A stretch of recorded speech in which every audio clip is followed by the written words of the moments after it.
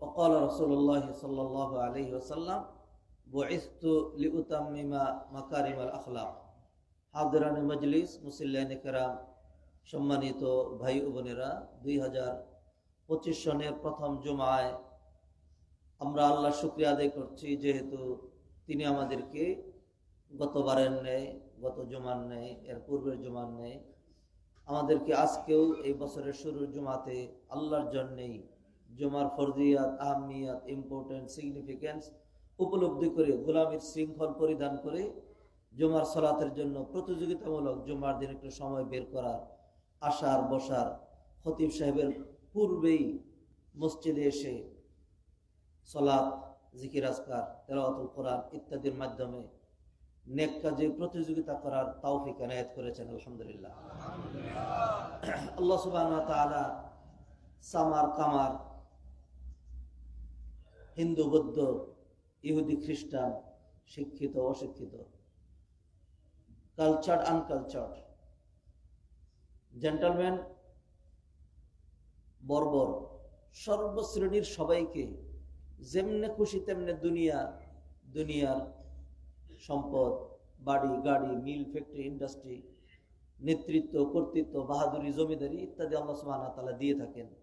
দুনিয়ার কোনো ভ্যালু আল্লাহ সুবহানাহু ওয়া তাআলার কাছে নাই। নবীজি সাল্লাল্লাহু আলাইহি ওয়াসাল্লাম হাদিসের মধ্যে বলেন লাউ কানাতিদ দুনিয়া তা'দিলু ইনদাল্লাহি জানাহা বাউদা মা সাকা কাফিরান শারবাতা মা। পুরো দুনিয়াতে যত যা কিছু আছে ডলার দিনার স্বর্ণ রৌপ্য প্লট ফ্ল্যাট টাকা পয়সা ধান চাল যত রকম সম্পদ আপনি কল্পনা করতে পারেন সকল সম্পদ মিলাইলে এই সম্পদটা আল্লাহ সুবহানাহু ওয়া তাআলার কাছে আমার আপনার কাছে মাছির একটা পাখার ভ্যালু যতটুকুন ওইটুকুন ভ্যালু যদি আল্লাহ সুবহানাহু ওয়া তাআলার কাছে থাকতো তাইলে আল্লাহ সুবহানাহু ওয়া তাআলা কোন কাফেরকে যাদের ঈমান নাই তাদেরকে এক ফোঁটা পানিও পান করতে দিতেন না। আল্লাহু আকবার। চিন্তা করে দেখেছেন ধরেন পুরাটা দুনিয়ার মূল্য একটা মাছির ডানার সমান হইল, তাইলে এবার এটাকে আপনি ভ্যালুয়েশন করতে থাকেন, ভ্যালুয়েশন করে এক ফোঁটা পানির মূল্য কত দাঁড়াবে? পুরা দুনিয়ার জায়গা জমি বিল্ডিং বাড়ি গাড়ি টাকা পয়সা স্বর্ণ রৌপ্য তারপরে হলো লোহা প্লাস্টিক যত যা কিছু আছে এই সবগুলোর মূল্যায়ন করতে করতে এক ফোঁটা পানি কতটুকু মূল্য কি মনে করেন? আল্লাহ বলছেন ওইটুকুনো আমি দিতাম না কাফেররা যদি দাম হইতো। যেহেতু এগুলোর দাম নাই মূল্য নাই এই জন্য আল্লাহ সুবহানাহু ওয়া তাআলা কি করলেন? কাফের বেঈমানদেরকে শুধু দুনিয়া দিলেন না দুনিয়া বাড়াইয়া দিলেন। সুবহানাল্লাহ। আর দামি জিনিসটা আল্লাহ সুবহানাহু ওয়া তাআলা কাকে দিলেন? দামি জিনিস কোনটা? সবচেয়ে দামি জিনিসের নাম হলো ঈমান, তাওহীদ, তাকওয়া, পরহেজগারি, দিনদারি, হেদায়েত। আল্লাহু আকবার। ঈমান ঈমান ঈমান কাকে বলে? ঈমান তো ওয়াইড এন্ড ব্রড একটা বিষয়। ঈমানের একটা ছোট্ট সংজ্ঞা হলো তিনটা জিনিসের সমন্বয়ে ঈমান হয়। এই তিনটা মানে দুনিয়ার সব তিনটা জিনিসের সমন্বয়ে। একটা হলো অন্তরের বিশ্বাস, মুখের স্বীকৃতি, আর একটা কি জানি আমলে বাস্তবায়ন। এই তিনটার সমন্বয়ের নাম ঈমান। এটা হলো ঈমানের একটা সংজ্ঞা, রেখে দিলাম। ঈমানের আরেকটা সংজ্ঞা এটা ডিফাইন বাই প্রফেট মুহাম্মদ সাল্লাল্লাহু আলাইহি ওয়াসাল্লাম when Jibril alayhi salatu wassalam came to him and asked him about important questions. Ya Muhammad akhbirni mal iman. Iman কাকে বলে? আখবিরনি মাল ইসলাম, আখবিরনি মাল ইহসান, আখবিরনি মাতাস সাআ। জিবরিল আমিন আসলেন, একেবারে সামনে এসে নবীজির হাঁটুর সাথে হাঁটু মিশিয়ে বসলেন। এইবার তিনি তাকে প্রশ্ন করতে শুরু করলেন। নবীজি উত্তর দিলেন। তারপরে সাহাবায়ে কেরাম থ হয়ে তাকিয়ে থাকলেন, লোকটাকে চিনতেও পাচ্ছি না, আবার সবকিছুই অন্যরকম। আমরা নবীজির সাথে একটু ডিস্টেন্স মেনটেন করে বসি, হাঁটুর সাথে হাঁটু লাগিয়ে আবার তার দুইটা হাত নবীজির উরাতের উপরে রেখে এইবার আবার প্রশ্ন যা করছে খুব দামি দামি।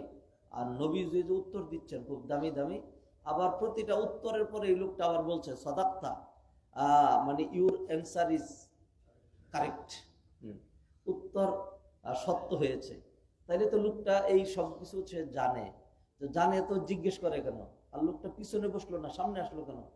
নবীজির হাঁটুর সাথে হাঁটু মিশায় নবীজির উরুর মধ্যে হাত রেখে এইভাবে প্রশ্ন করছেন। নবীজি তাকে কিচ্ছু বলছেন না, বাধা দিচ্ছেন না, প্রশ্ন করে উত্তর নিয়ে তারপরে লোকটা চলে গেল। সবাই চুপ করে বসে থাকলো। ওমর রাদিয়াল্লাহু তাআলা আনহু হাদিসের বর্ণনাকারী, তিনি বলছেন ফালা বিসনা মালিয়ান, আমরা কিছুক্ষণ চুপচাপ বসে থাকলাম। সর্বপ্রথম নবীজি মুখ খুললেন, তিনি বললেন ইয়া ওমর আতাদরি মানিস সাইল, ওমর এই প্রশ্নকারী ব্যক্তিকে তুমি কি চিনতে পেরেছ? তখন ওমর রাদিয়াল্লাহু তাআলা এবং সাহাবায়ে কেরাম বললেন যে না, আমরা চিনতে পারি নাই। তখন নবীজি বললেন হাদা জিবরিল আতাকুম ইউআল্লিমুকুম দীনাকুম, ইনি হলেন জিবরাইল আলাইহিস সালাম, তিনি এসেছিলেন তোমাদেরকে দিনের একেবারে সবচেয়ে মেজর গুরুত্বপূর্ণ যে বিষয়গুলো সেইগুলো শিখিয়ে দিতে। প্রশ্ন করলেন ফেরেশতা কুল নেতা জিবরিল আল আমিন, আর উত্তর দিলেন কুল কায়নাতের নেতা নবী মুহাম্মদ আল আমিন। আল্লাহু আকবার।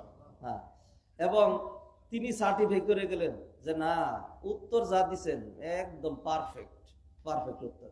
তো ইমানের উত্তর কি দিয়েছিলেন জিজ্ঞাসা করলেন ইয়া মুহাম্মদ আখবিরনি মাল ঈমান। তখন নবীজি সাল্লাল্লাহু আলাইহি ওয়াসাল্লাম বললেন ঈমান হলো 6টা জিনিসের নাম। ঈমান হলো 6টা জিনিসের নাম। আনতুমিনা বিল্লাহ ওয়া মালাইকাতিহি ওয়া কুতুবিহি ওয়া রুসুলিহি ওয়াল ইয়াউমিল আখিরি ওয়াল কদারি খাইরিহি ওয়া শাররিহি মিনাল্লাহি তাআলা। এরপরে কি কই পাইছেন? এটা হাদিসে নেই, হাদিসে নেই। এটা আপনি পাইবেন হলো নামাজ শিক্ষা বইয়ের মধ্যে, কায়দা বাগদাদির মধ্যে, এইগুলির মধ্যে পাবেন আপনি, যেগুলো দলিলবিহীন, দলিল ছাড়া।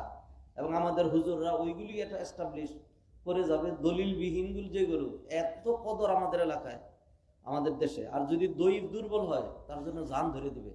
সহি হইলে প্রত্যাখ্যাত। হ্যাঁ, 5 ওয়াক্ত ফরজ নামাজের পরে আয়াতুল কুরসির আমল করলে জান্নাতে যেতে কোনো বাধা নেই। হ্যাঁ, ডাইরেক্ট মরবে আর জান্নাতে যাবে, মাযহাবি কোনো ইখতিলাফ নাই। হানাফি, শাফি, মালিকি, হাম্বলি, আমাদের দেশে আহলে হাদিস সবাই একমত, কারো কোনো দ্বিধা নাই। তারপরে এটার আমল করা যাবে না, কারণ এটা সহিহ হাদিস, এটা আমল নিষেধ। যাতে আমল করতে না পারে, কেমনে তোমরা আমল করে জান্নাতে চলে যাও? জান্নাতে যাওয়ার জন্য আরেকটা বাধা আছে, সেটা হলো ইমাম সাহেব। রাগ করেন না, জান্নাতে যাওয়ার জন্য আরেকটা বাধার নাম হলো ইমাম সাহেব। কারণ কি? ইমাম সাহেব এটা করতে দিবেন না। আসসালামু আলাইকুম রাহমাতুল্লাহ, আসসালামু আলাইকুম আল্লাহুম্মা আমিন বিরহমাতিকা ইয়া আরহামার রাহিমিন। আমিও নিয়ত করলাম, আপনারা নিয়ত করেন সুন্নতের আল্লাহু আকবার। আয়াতুল কুরসির খেতা বললাম। আল্লাহ সুবহানাহু ওয়া তাআলা আমাদেরকে মাফ করেন। আর দেখবেন ফজর নামাজ পড়ে এখানে গ্রুপ বাইদে সব মিলে আউযু বিল্লাহিস সামিল আলিম মিনাশ শাইতানির রাজিম, হ্যাঁ আল্লাহুল্লাযী শুরু হয়ে গেল।